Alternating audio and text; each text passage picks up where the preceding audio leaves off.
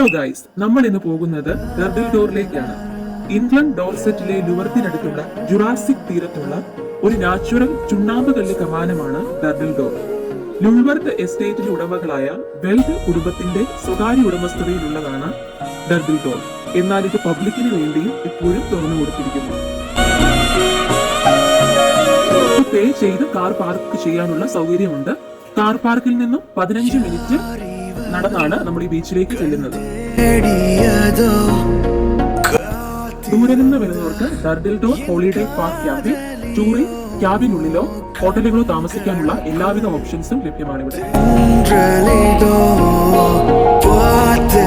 Durdle ഡോറിലേക്ക് കുത്തനെയുള്ള വഴിയായതിനാൽ maximum strong shoes ധരിച്ചുകൊണ്ട് പോകാൻ നോക്കണം.